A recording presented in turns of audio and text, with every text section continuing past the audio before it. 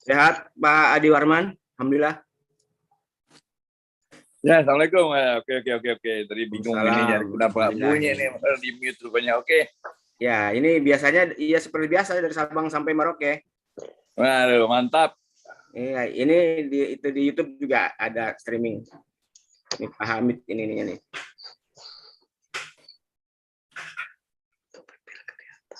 Mana Pak Asep nih lagi di kamar mandi apa?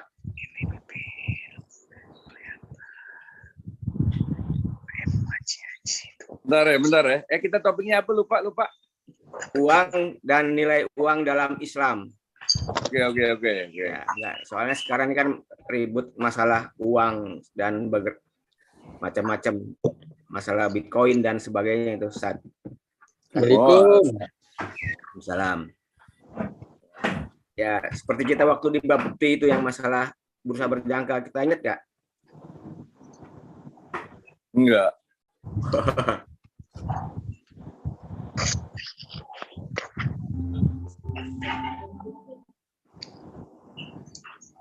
Ya. Pak Sekjen, Kita mulai ya. Ya, Pak Sekjen, sebelum dimulai, ini ada pengumuman. Ini HBPI Sumatera Utara Medan. Saya kirim ke Pak Sekjen itu chatnya. Pak Dr. Das Haji Hakimil Nasution kemarin meninggal, hari ini dimakamkan. Itu aja pengumumannya. Mungkin bisa dibaca chat saya ke PA. Oh, sebentar. Kalau gitu izin sebentar. Ya. Sebentar ya.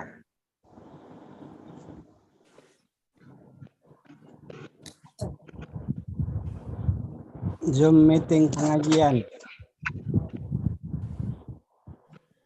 Kata ambo caduk semutung pulau.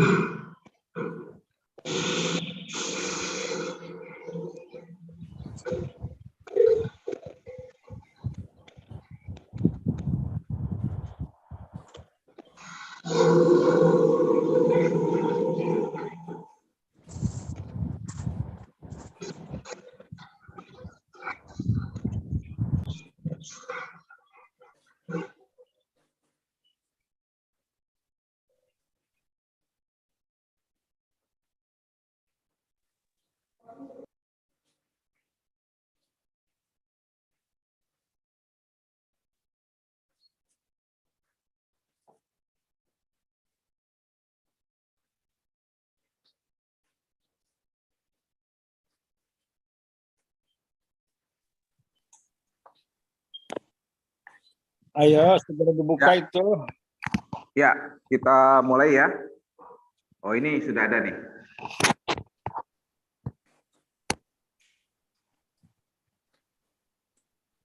Ya. Kita mulai ya.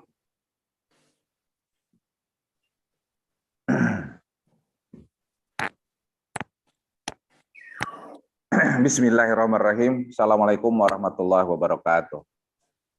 Waalaikumsalam warahmatullahi wabarakatuh. Innal hamdalillah nahmaduhu wa nasta'inuhu wa nastaghfiruh wa na'udzu billahi min syururi anfusina wa min sayyiati a'malina.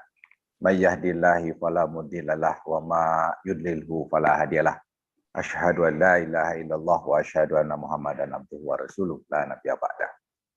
Hadirin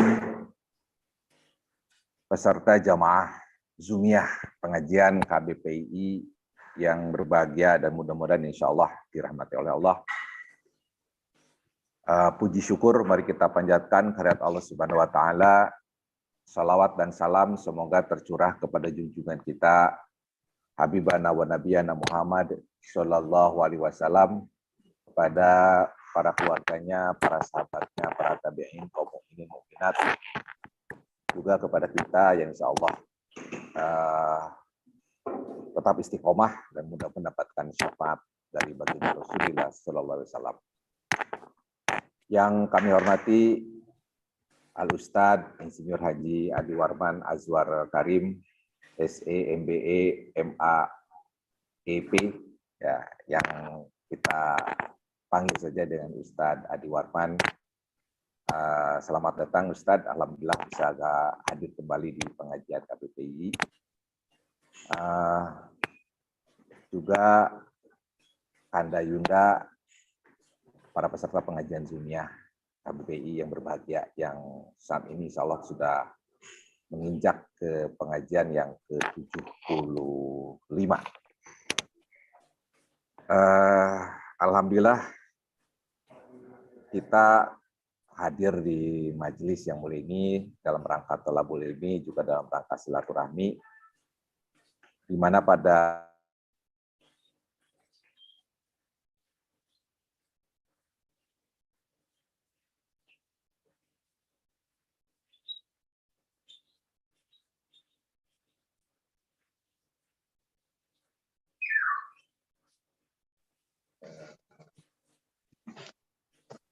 Suaranya hilang.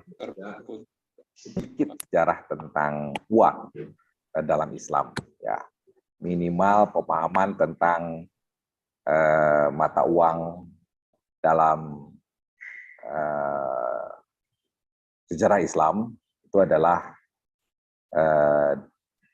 dinar dan dirham. Bagaimana sejarahnya, ya, bagaimana peran di dalam ekonomi Islam saat itu dan saat ini, ya, tentu perkembangannya sudah luar biasa. Ini menarik untuk nanti kita kaji. Sebelum nanti Al Ustadz Adi Warman menyampaikan materinya, tadi sudah ada pesan dari Pak SKJ bahwa keluarga besar mohon dibantu, ya, mohon dibantu untuk dimonitor suaranya seperti ada bocor. Ini telah meninggal dunia rakanda kita, Bapak Dr. Haji Hakimi Nasution, ya, di Medan. Oke. Ini termasuk keluarga besar kita yang senior, ya. Di tahun 63 beliau aktif di Sibolga. Baik, kita bacakan surat Al-Fatihah bersama-sama untuk mendoakan beliau. Uluson ila ruhi Bapak Dr. Andes Haji Hakimi Nasution bin Bulan, barokati Al-Fatihah. A'udzubillahi minasyaitonir rajim. Bismillahirrahmanirrahim. Alhamdulillahirabbil alamin arrahmanir rahim. Iyyaka na'budu wa iyyaka nasta'in ihdinas siratal mustaqim siratal ladzina an'amta 'alaihim ghairil maghdubi 'alaihim waladdallin. Untuk waktu dan tempat dipersilakan kepada Al Ustadz Adi Warman. Waktu kita ini nanti sampai jam 6, mungkin 6.45 atau 6.50, baru 10 menit pertanyaan, ya, jika memungkinkan waktunya. Silakan Pak Ustadz Adi Warman untuk menyampaikan materi. Baik, terima kasih banyak sahabat-sahabat semua. Bismillahirrahmanirrahim. Alhamdulillahirabbil alamin. Allahumma shalli ala Muhammad wa ala ali Muhammad. Topik kita pada pagi hari ini topik yang sangat menarik, karena topik ini sebetulnya gabungan antara ilmu sejarah dan ilmu fikih yang dalam karakteristik ilmu sejarah dan ilmu fikih ini tentu banyak pendapat, tentu banyak pandangan, karena sejarah tergantung siapa yang tulis sejarahnya. Dan ilmu fikih kita tahu sangat luas sekali perbedaan-perbedaan pendapat di dalamnya.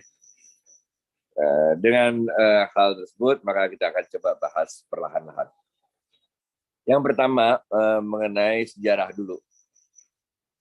Di dalam sejarah Islam, kita ketahui bahwa umat Islam sebetulnya tidak memiliki mata uang. Pertama-tama, yang digunakan waktu itu di zaman Rasulullah SAW ada 2 jenis mata uang.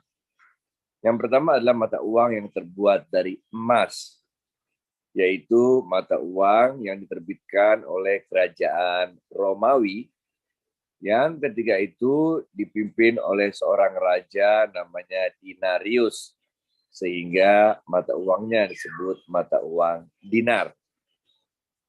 Yang kedua adalah mata uang yang terbuat dari perak yang diterbitkan oleh kerajaan Persia. Nah, mata uang yang terbuat dari perak diterbitkan oleh kerajaan Persia ini disebut dengan mata uang dirham. Dua mata uang inilah yang dikenal di zaman Rasulullah SAW, yaitu mata uang dinar Romawi dari emas dan mata uang perak Persia namanya dirham.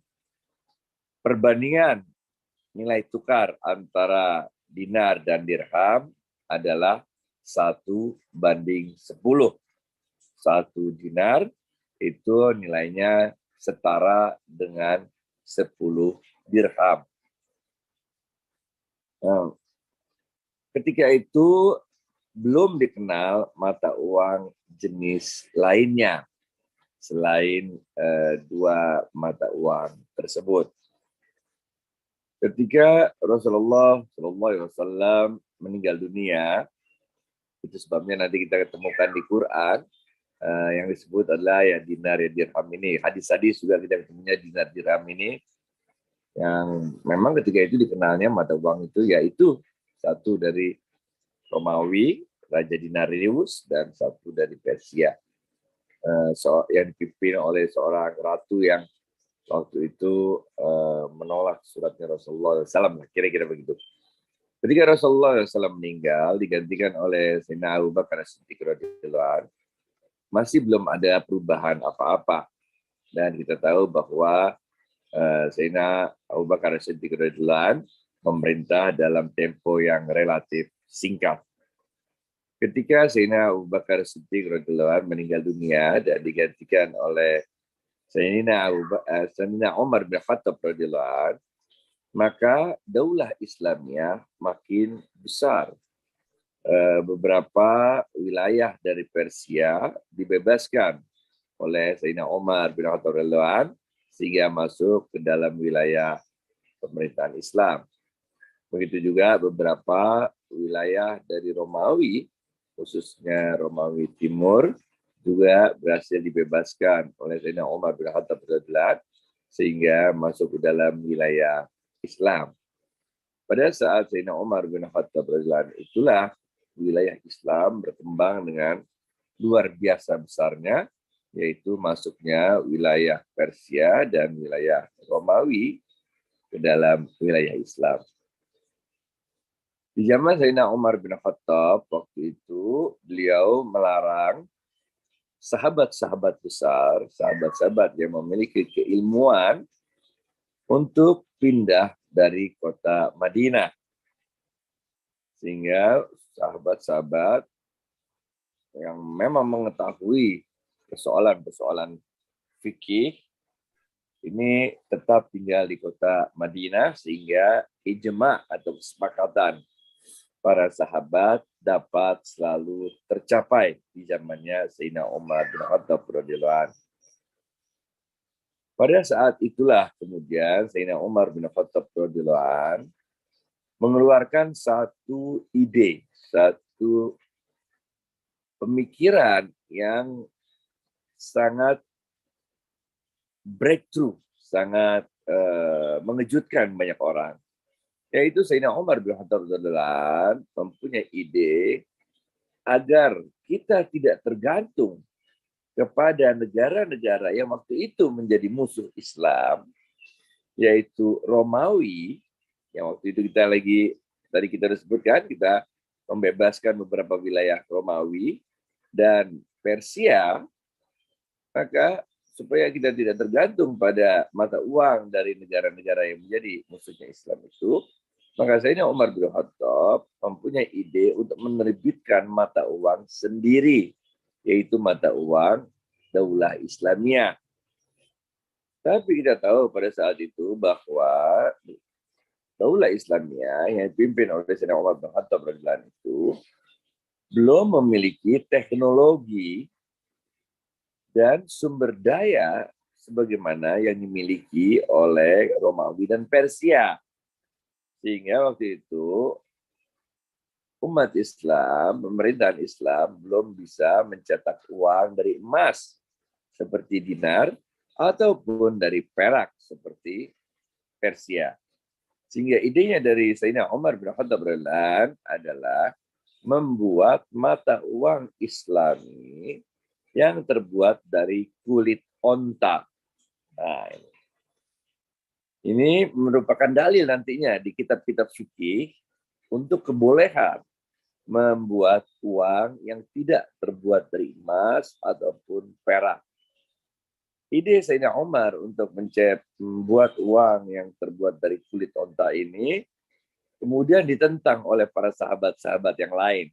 Tadi kita ada cerita bahwa semua sahabat-sahabat besar tidak boleh keluar dari kota Madinah, nggak boleh pindah dari kota Madinah. Ditentang oleh para sahabat-sahabat yang lain. Mengapa demikian? Karena sahabat-sahabat waktu itu mengingatkan Sayyidina Umar bin Khattab, ini kalau mata uang terbuat dari kulit onta, ini onta bisa habis. Karena orang akan motong ontaknya dan mengambil kulitnya, kemudian untuk menjadikannya kulitnya menjadi mata uang. Karena adanya penolakan dari para sahabat tentang mata uang yang terbuat dari kulit onta itu, maka Sayyidina Umar bin Khattab membatalkan ide tersebut dan meneruskan penggunaan mata uang negara musuh, yaitu dinar dan dirham. Oke. Ketika Sayyidina Umar meninggal dunia, digantikan oleh Sayyidina Utsman bin Affan, kemudian digantikan oleh Sayyidina Ali bin Abi Thalib.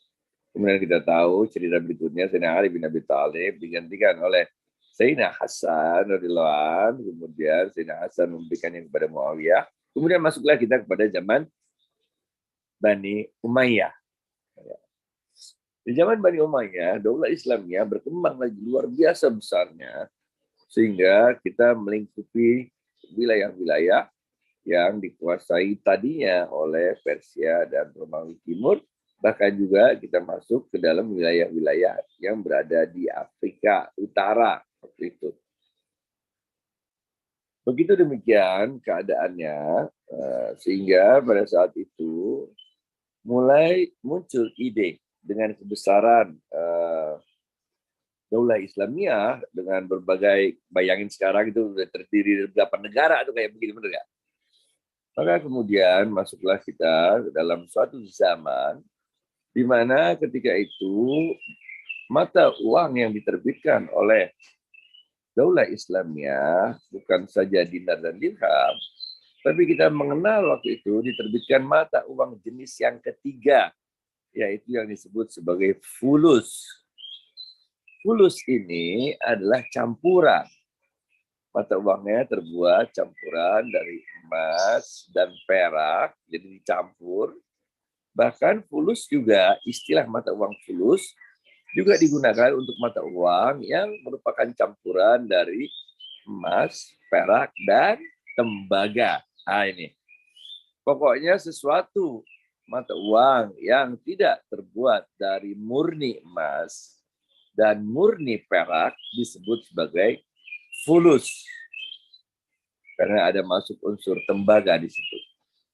Nah, kemudian untuk menandakan bahwa mata uang itu dicetak oleh provinsi mana, maka dibuatlah waktu itu di mata uang cetakan pemerintahan Islam itu dituliskan nama dari gubernur yang menerbitkannya. Bahkan bukan saja nama dari gubernur yang menerbitkannya, tapi juga dibuat di mata uang tersebut siluet dari mata uang dari gubernur yang menerbitkannya. Oke. Tentu di dalam mata uang tersebut juga dituliskan kalimat syahadat la ilaha illallah Muhammadur Rasulullah. Jadi ada perubahan besar waktu itu. Yaitu perubahan besar yang pertama, diterbitkannya mata uang baru yang tidak murni emas, tidak murni perak, tapi campuran antara emas, perak, dan tembaga. Yang kedua, hal yang baru adalah dituliskannya kalimat la ilaha illallah Muhammadur Rasulullah di dalam mata uang tersebut, Dan hal baru yang ketiga, dicantumkannya nama gubernur yang menerbitkan, bahkan juga siluet dari gubernur yang menerbitkannya. Penerbitan mata uang ini kemudian memicu diikutinya oleh provinsi-provinsi lain untuk menerbitkan mata uangnya sendiri yang campuran di dalamnya berbeda-beda. Oke. Ada yang 80-20 emas peraknya, ada yang 70-20-10, ada yang terus begitu bermacam-macam, sehingga ada juga yang 100% tembaga. Oke.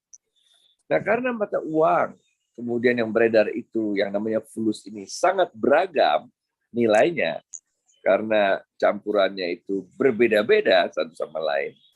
Bahkan yang paling ekstrim itu 100% terbuat dari tembaga. Maka muncullah profesi baru di dalam sejarah Islam, yaitu orang yang dapat menaksir dan menentukan nilai tukar mata uang fulus yang satu dengan mata uang fulus yang lain.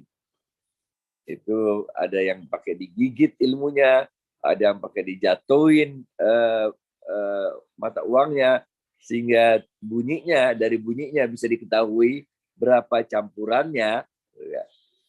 Nah, profesi baru ini, yaitu profesi yang dapat menaksir berapa nilai mata uang fulus dibandingkan dengan fulus yang lain, disebut sebagai profesi jihbis. Okay. Profesi jihbis.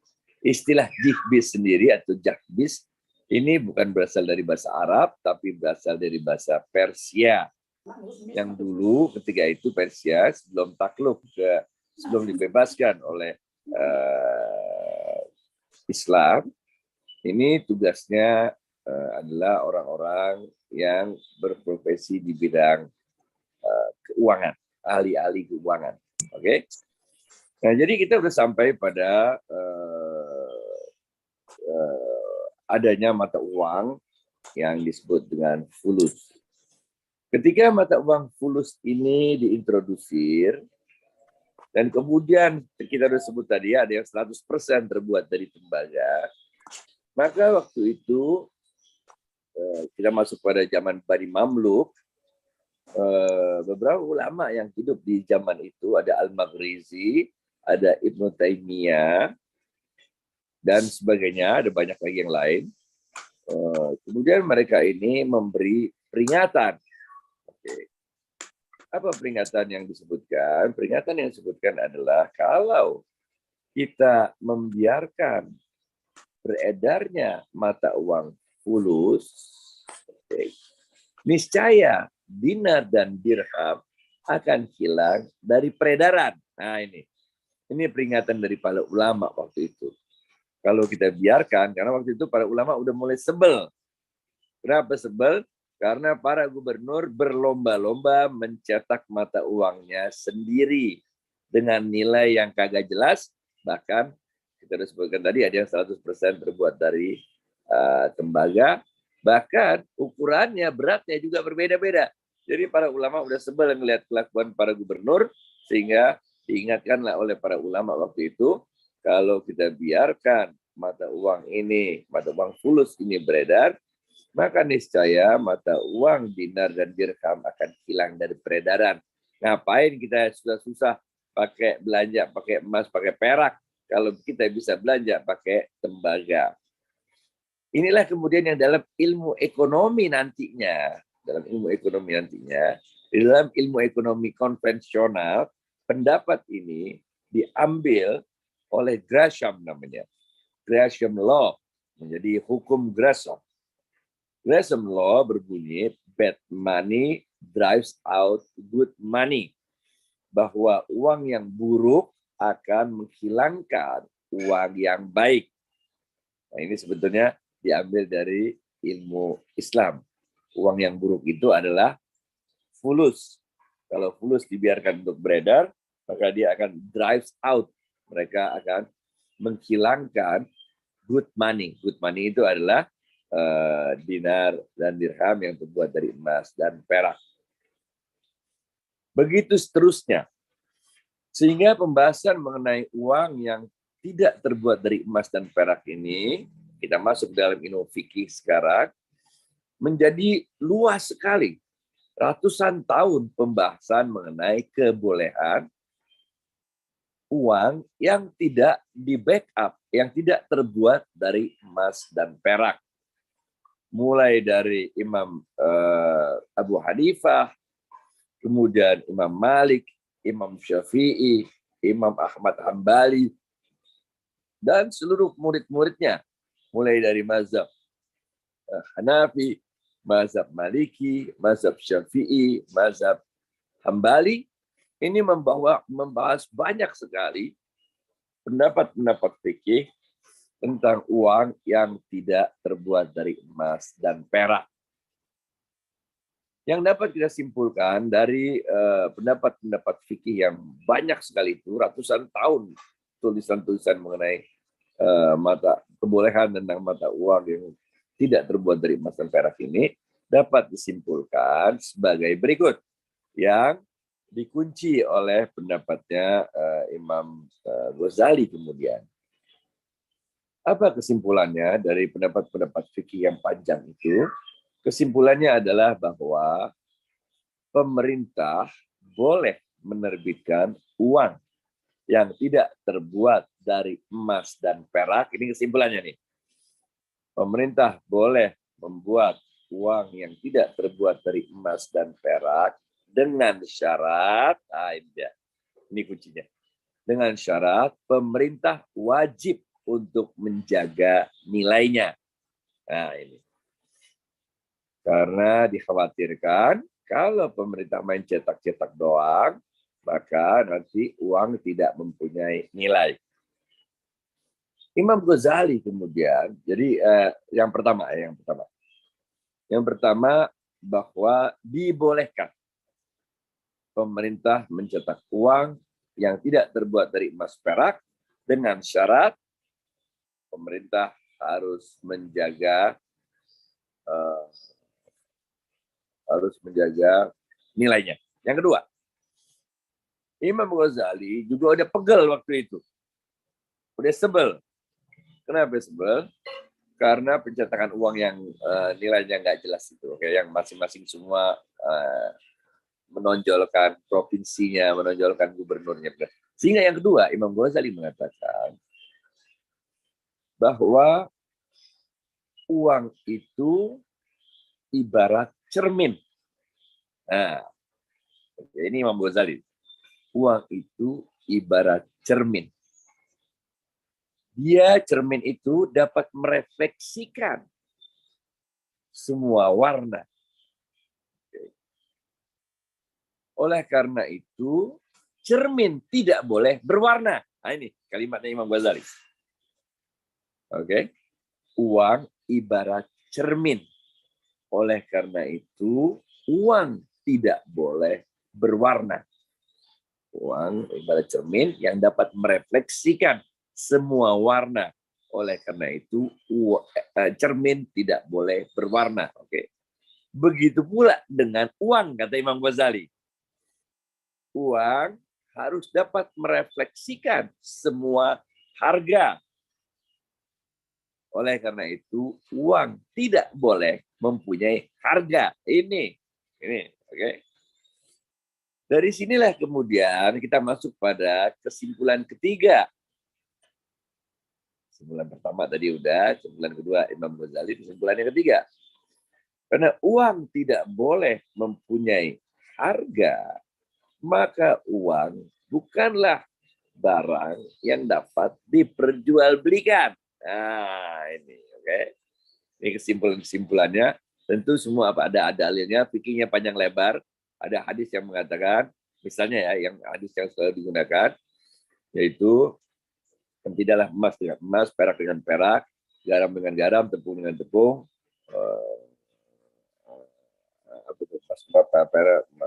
Ada 6 hadisnya, kecuali gandum dengan gandum. kecuali sahabat, kecuali sawaan bisawain, ya dan biyadin dan mislan bimisli, itu hadisnya ada. Kita balik lagi kesimpulan ya, karena ini udah 6:30 nih. Kita belum masuk ke dunia modern, benar ya? Jadi emas lagi, uang nggak punya harga, karena uang nggak punya harga, maka uang bukanlah barang yang dapat diperjualbelikan karena dia nggak punya harga. Jadi disinilah kita melihat bahwa ada pembedaan antara uang dan barang. Barang ya barang, punya harga. Uang ya uang. Uang nggak punya harga, karena uang ibarat cermin. Cermin nggak boleh punya warna. Kalau cermin kita ngaca, baju kita merah, jadi merah di cermin. Tapi kalau cerminnya warnanya biru, baju kita merah, kita ngaca, berubah warnanya nggak merah. Itu sebabnya Imam Ghazali tadi merumuskan, memberikan perumpamaan yang gampang kita pahami, bahwa uang itu ibarat cermin. Sekarang kita masuk ke dalam perkembangan selanjutnya. Nah, dalam perkembangan selanjutnya kita tahu bahwa kemudian dengan batasan-batasan tersebut, maka pemerintahan Islam mulai menerbitkan berbagai jenis mata uang yang tidak terbuat dari emas dan tidak terbuat dari perak, tapi dia terbuat dari tembaga yang kita sebut dengan koin. Ini berlangsung sampai ratusan tahun, bahkan kita di Indonesia, di negara-negara mana masih tetap menggunakan uang yang terbuat dari koin-koin ini, benar ya? Koin-koin ini terbuat dari tembaga, kemudian dari macam-macam. Kemudian masuklah periode ketika uang diterbitkan bukan lagi dari koin, tapi karena bawanya berat, tapi dari kertas. Nah, oke. Dari kertas. Bagaimana reaksi dari para ulama-ulama terhadap uang yang terbuat dari kertas ini? Sama hukumnya dengan uang yang terbuat dari koin, dari tembaga tadi. Yaitu selama dia mempunyai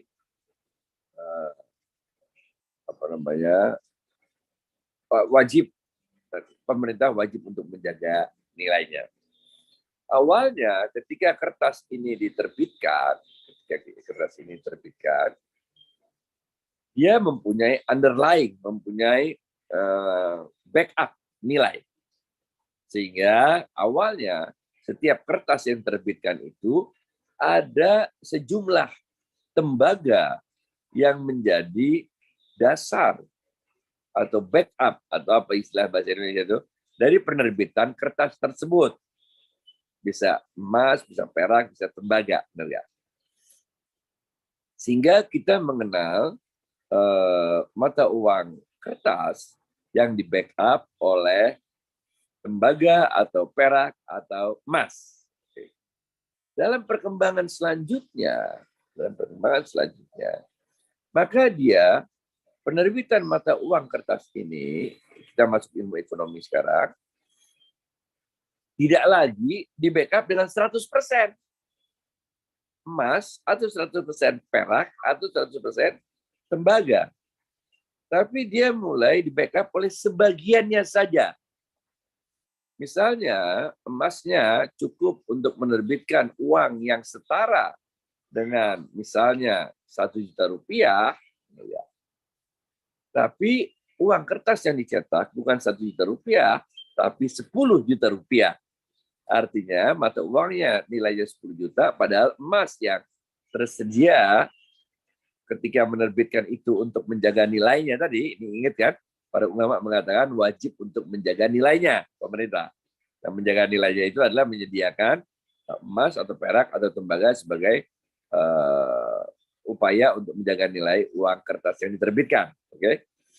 Awalnya di backup 100%. Setara. Nilai emasnya 10 juta, diterbitkan uang kertas nilainya 10 juta. Tapi kemudian berubah menjadi berbagai jenis, berbagai rasio, sehingga akhirnya tinggal 10%. Dan seterusnya.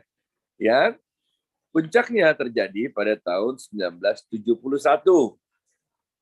Oke, di mana Amerika waktu itu tidak kuat lagi untuk menanggung beban tersebut, sehingga dikenal ada namanya perjanjian Bretton Woods, di mana pada saat itu tahun 71 setiap dolar yang dicetak di Amerika Serikat tidak lagi dikaitkan dengan jumlah persediaan emas.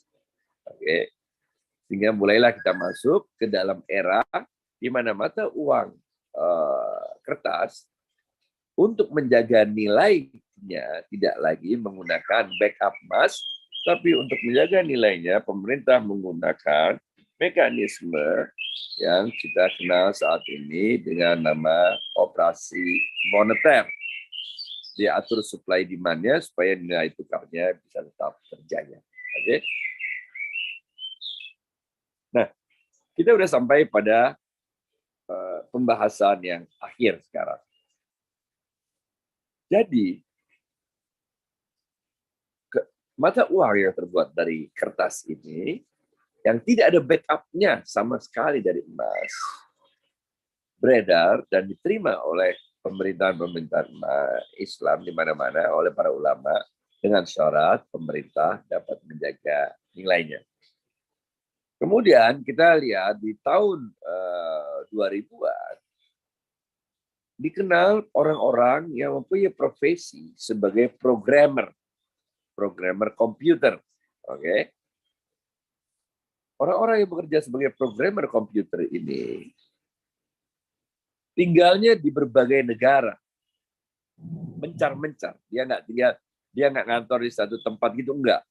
Orang-orang programmer ini unik sekali gaya hidupnya, nyentrik. Kapan tidur, kapan bangun kita kagak jelas. Tersebar di berbagai negara. Oke, tapi kerjaan mereka ini dahsyat sekali. Mereka orang-orang yang sangat pintar, membuat berbagai program-program sehingga kita bisa ada Zoom, ada WA, ada segala macam. Pokoknya segala macam program-program komputer itu. Mereka ini yang tersebar di berbagai negara ini, kalau dibayar pakai dolar, itu akan menimbulkan kesulitan-kesulitan tersendiri karena ada transfer uang dari satu negara ke negara lain yang bagi orang-orang programmer ini mereka merasa kesulitan dan mereka karena tinggal di berbagai negara uangnya nggak mesti dolar. Sehingga di antara para programmer ini dikembangkanlah satu mata uang baru, satu alat bayar baru. Oke. Yang alat bayar baru ini disebut dengan kripto. Oke. Di antara para programmer ini. Mereka nggak mau dibayar lagi pakai dolar, nggak mau. Dia dibayarnya dengan kripto, sesama mereka. Salah satu dari program-program yang mereka buat ini yang disebut dengan blockchain. Blockchain adalah suatu program kayak internet gitulah. Tapi program ini tidak dikuasai oleh 1-2 orang atau 1-2 perusahaan. Tapi blockchain ini dibuat transparan mungkin, sehingga semua orang bisa melihat apa yang terjadi di blockchain tersebut. Blockchain artinya rangkaian dari program-program tersebut yang bisa dilihat oleh semua orang. Nah, the blockchain itu, transaksi-transaksi yang terjadi dalam blockchain itu, menggunakan mata uang yang disebut dengan cryptocurrency. Cryptocurrency ada banyak jenisnya, ada yang namanya Bitcoin, ada yang namanya macam-macam, segala macam nama di situ. Tapi secara umum itu disebut sebagai cryptocurrency. Kalau sekarang gampangnya mata uang kertas. Mata uang kertas terdiri dari berbagai jenis, benar ya? Dolar, rupiah, apa, benar. Nah ini gini juga. Mata uang kertas setara namanya itu dengan cryptocurrency, yang cryptocurrency ini terdiri dari berbagai nama lagi, ada yang namanya Bitcoin, ada yang namanya macam-macam, segala macam namanya. Nah, tadinya pembayaran ini cryptocurrency itu digunakan hanya di kalangan para IoT itu, orang-orang IT itulah. Tapi kan mereka perlu juga untuk memonetisasi. Gimana caranya dari uang-uang itu yang hanya diterima di kalangan mereka aja bisa digunakan untuk beli makanan, minuman, apa segala macam. Maka mereka mulai menjual kepada orang-orang lain. Kita juga udah tadi cerita di luar komunitas IT maksudnya. Kita jadi udah cerita bahwa transaksinya terjadi di berbagai negara. Sehingga diperlukanlah orang yang memfasilitasi transaksi-transaksi cryptocurrency ini. Mereka perlu mempunyai satu perangkat komputer yang cepat, yang handal, yang besar, dan sebagainya. Untuk memproses transaksi-transaksi di kalangan orang-orang IT ini. Mereka inilah yang menyediakan transaksi. Jadi bayangin kalau zaman sekarang kali EDC tuh, kalau kita belanja di toko apa-apa, gesek kartu tuh, yang nyediain edisi itu, kira-kira gitu tuh. Kalau untuk gampang ngertinya. Nah, orang-orang yang nyediain edisi itu, bank-bank yang jadi segala macam, itu kan setiap kali transaksi dapat fee kan, 3%. Ini gitu juga. Jadi orang-orang yang menyediakan komputer-komputer yang besar yang cepat untuk memproses transaksi-transaksi tersebut, itu juga mendapat fee. Fee-nya juga dalam bentuk cryptocurrency. Oke. Jadi udah ada dua nih sekarang sumber munculnya cryptocurrency. Yang pertama sebagai bayaran orang-orang yang kerja, yang kedua adalah sebagai bayaran bagi orang-orang yang memproses transaksi-transaksi tersebut. Ya.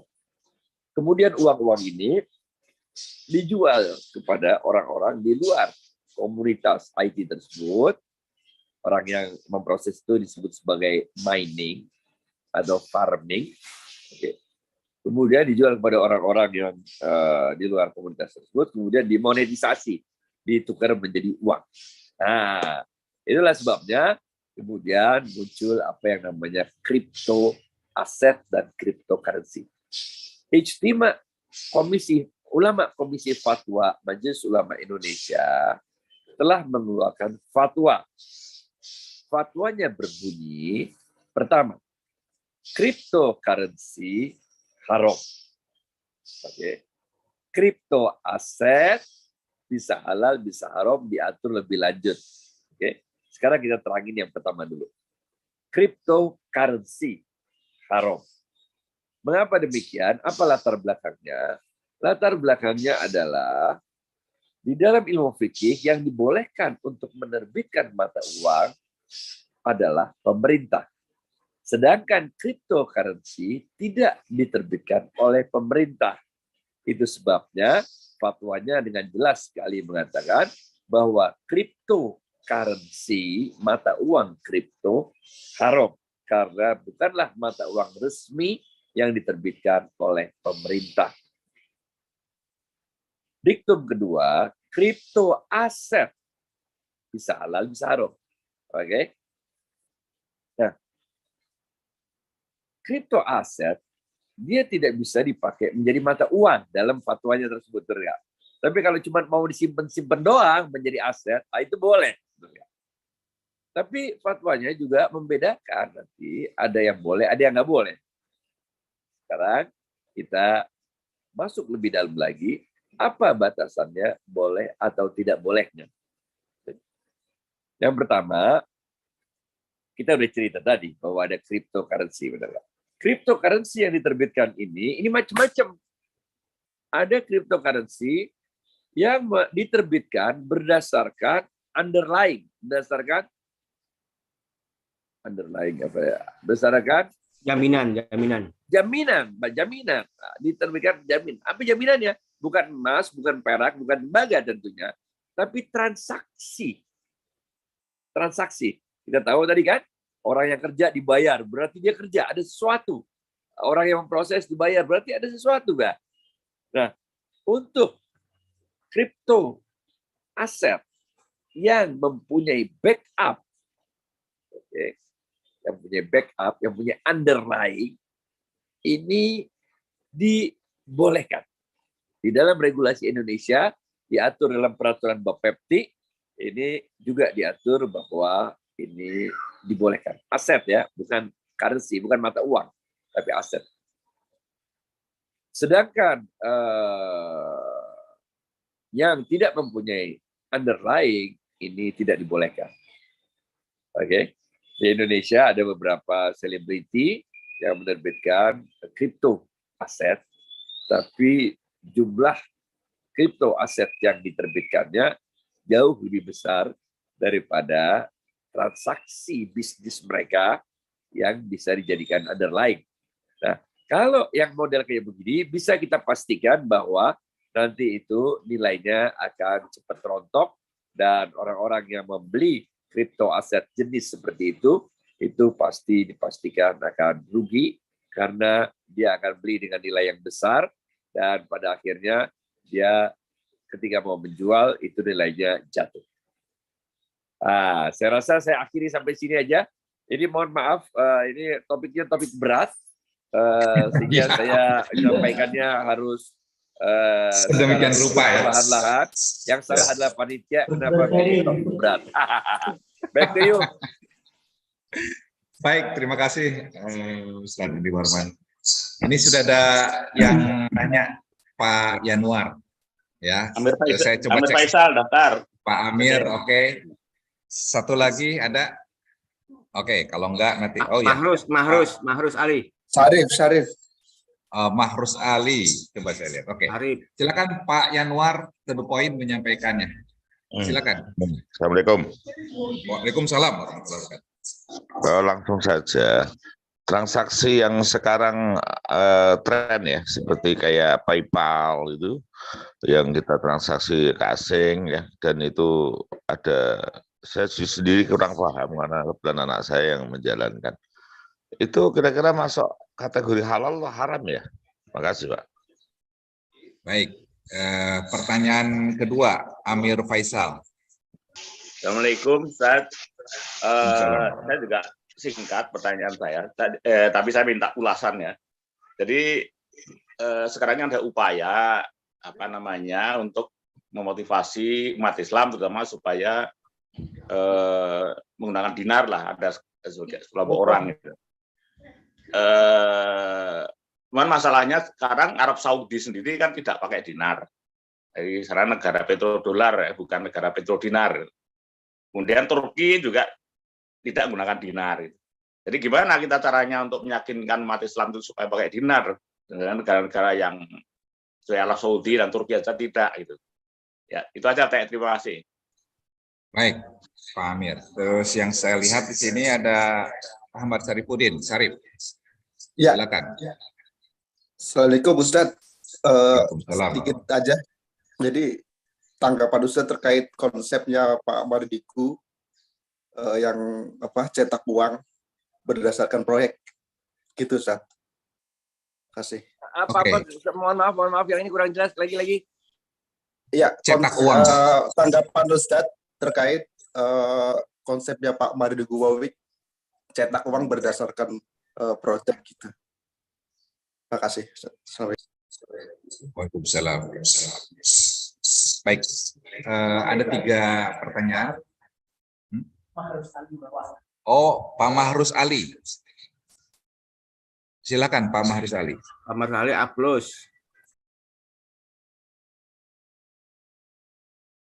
Silakan. Oke, kalau gitu 3 aja dulu. Silakan Ustadz untuk menjawab. Baik, terima kasih banyak. Yang pertama mengenai PayPal. PayPal ini nggak termasuk uang PayPal. PayPal adalah sistem pembayaran. Seperti sekarang kita ada GoPay, ada ShopeePay, dan sebagainya.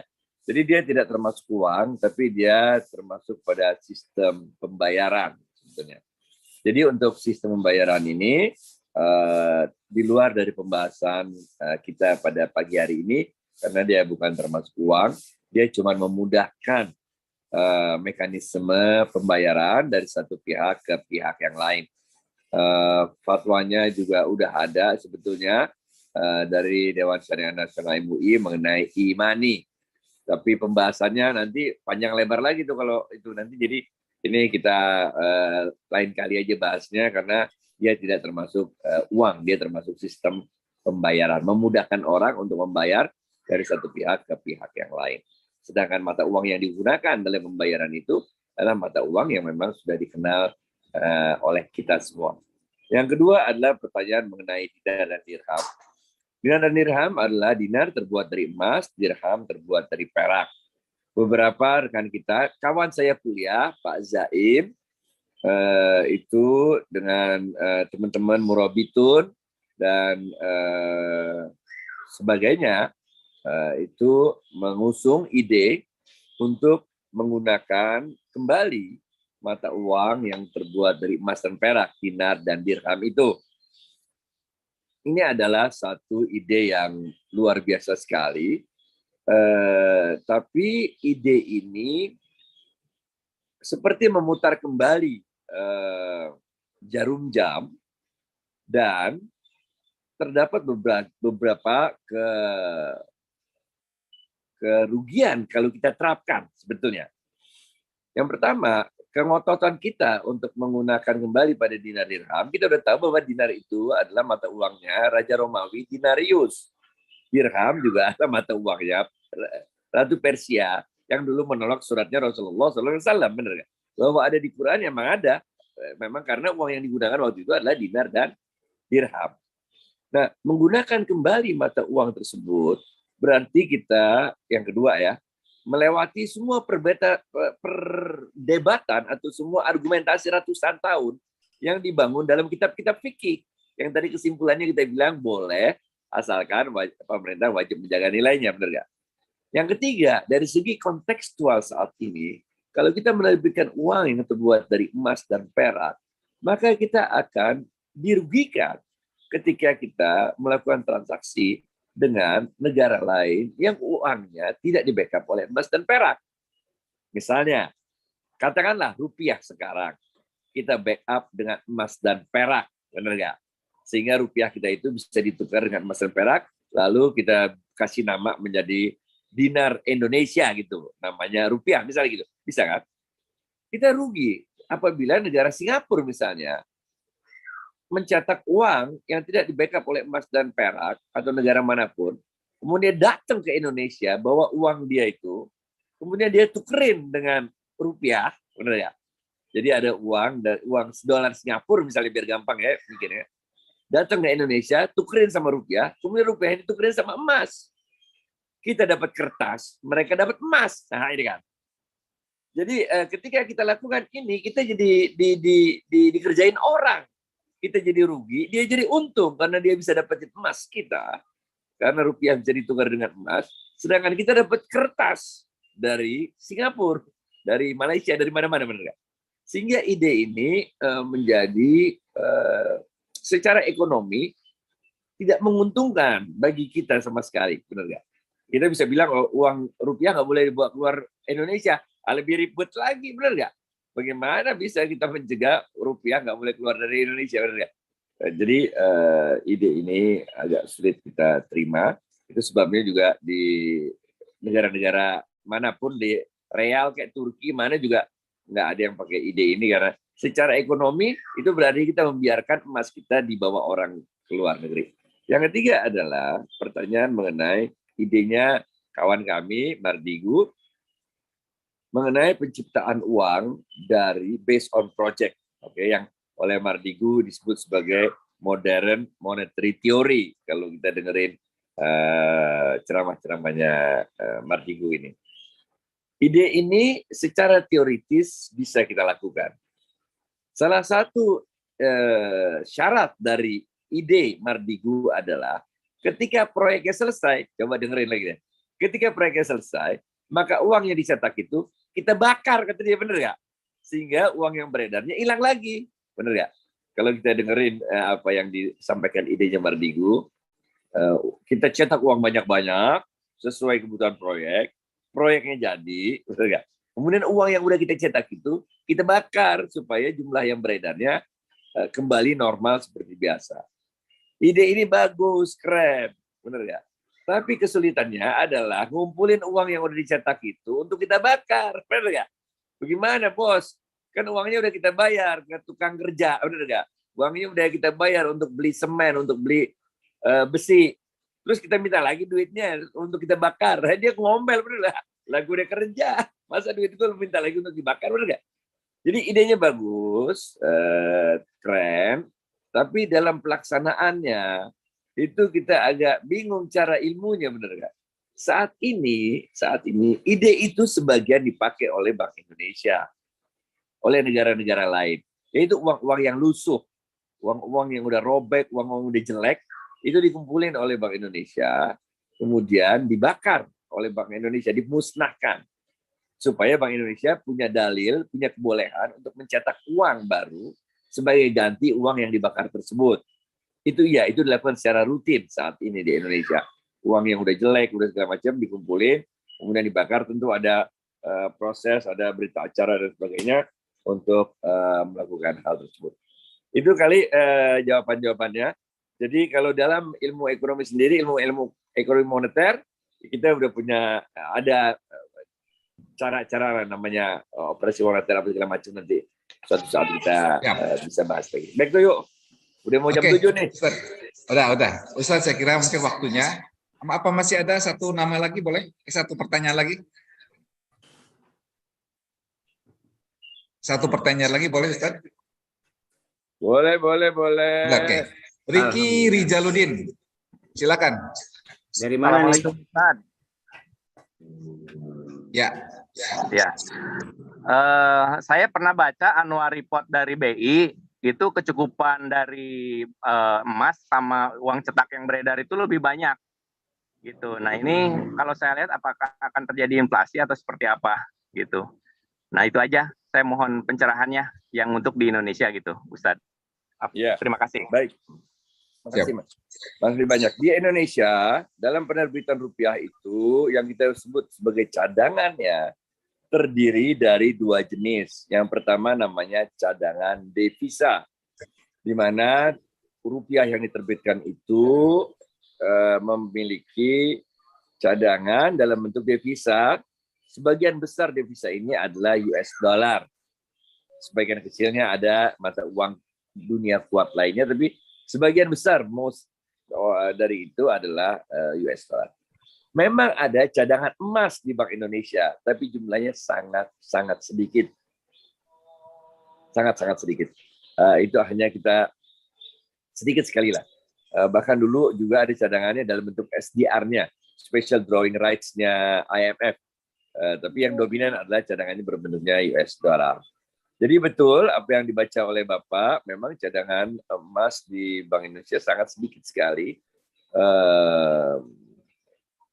Saya nggak update berapa nilai terakhirnya, kalau nggak salah 0,5% dari total yang ada. Tapi nggak begitu relevan karena saat ini penerbitan rupiah bukan didasarkan pada jumlah emas yang dimiliki oleh Bank Indonesia, bahkan juga bukan dengan devisa, ya cadangan devisa yang kita miliki, tapi dicetak berdasarkan perhitungan moneter, supply demand-nya untuk menjaga kestabilan nilai rupiah. Tugas Bank Indonesia sangat berat dan mempunyai bobot fikih di dalamnya. Karena salah satu syarat dari kebolehan menerbitkan uang menurut Imam Ghazali tadi dalam ilmu fikih adalah pemerintah wajib untuk menjaga nilai mata uang tersebut. Jadi Bank Indonesia ini harus kita dukung dan kita ingatkan bahwa mereka ini mempunyai tugas yang berat karena salah satu kebolehan diterbitkannya mata uang selain terbuat emas dan perak, itu syaratnya harus pemerintah menjaga nilainya.